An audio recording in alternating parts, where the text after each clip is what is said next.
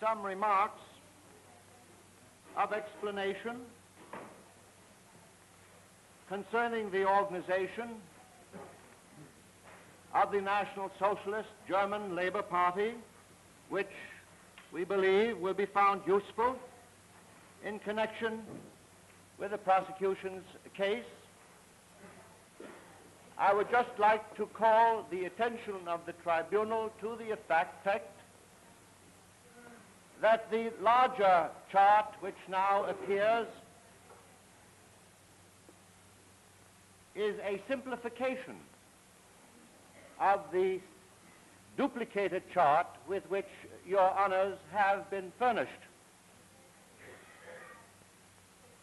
For if it had been reproduced in the same detail, I'm afraid many of the boxes would not have appeared intelligible. And if your honors will be good enough to follow me down the center line of the chart, we come to the main horizontal line of division where the word Reichsleiter appears, which may be referred to collectively as the Hoheitsträger, the bearers of the sovereignty of the party. And those are the Gauleiter, the Kreisleiter, the Ortsgruppenleiter, the Zellenleiter, and the Blockleiter. His successor, designate, was first the defendant Goering, it was first the defendant Hess, and subsequently the defendant Goering. Now the Reichsleiter, of whom 16 are shown on this chart, comprise collectively the Reichsleitung, the party directorate. And they even held ministerial positions. The Reichsleitung may be said to represent the horizontal organization of the party according to functions within which all threads controlling the varied life of the German people met. Der Reichskanzlei, who on the chart before you appears directly under the Führer. In 1945, the chef of the Parteikanzlei, I should have said, if your honors please, was Martin Bormann, the defendant in this proceeding. And before him, and until his flight to England in 1941, the defendant Rudolf Hess. It was the duty of the Reichsleitung to make certain that the tasks assigned to it by the Führer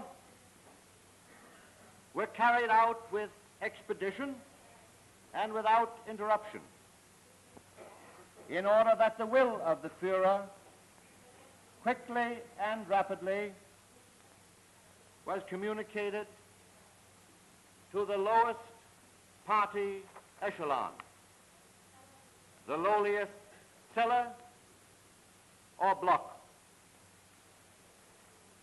The individual officers of the Reichsleitung had the mission to remain in constant and closest contact with the life of the people through the agency of the subdivisions of the component party organizations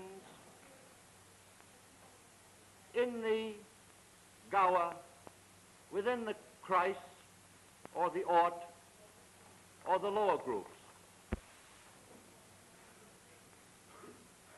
Were the Kreisleiter, the political leaders of a largest subdivision within a Gau. Then follow the Ortsgruppenleiter, the political leaders of the largest subdivision within the Kreis.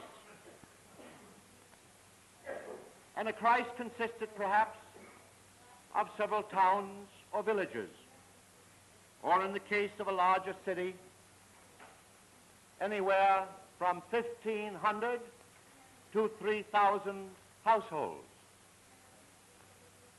The next Hoheitsträger were the Zellenleiter, the political leaders of a group of from 4 to 8 city blocks, or of a corresponding grouping within country districts.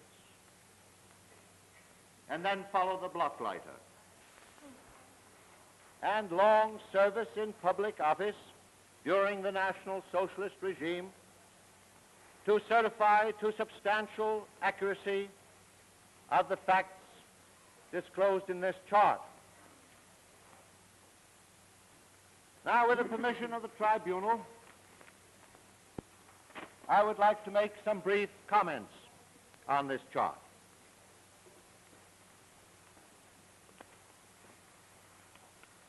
First of all, we refer to the Reichsregierung, which is the big box in the center of the chart on the vertical line directly below Hitler. The Reichsregierung is a word that may not be translated literally as government of the Reich. The word Reichsregierung is a word of art. Now, on January 30th, 1933, the date that the Führer became Reichschancellor, there were few National Socialists that were cabinet members. But as the power of the party in the Reich grew,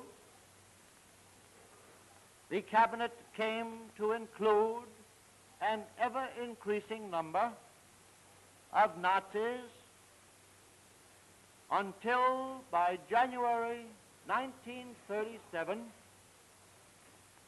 no non-member, no non-party member remained in the Reichsregierung. Only one cabinet member had the strength of character to reject membership in the party, and that of delegate for the 4-year plan.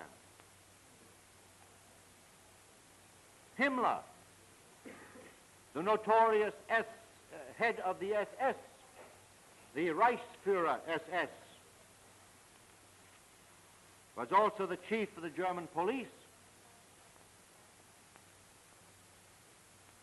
reporting to the defendant Frick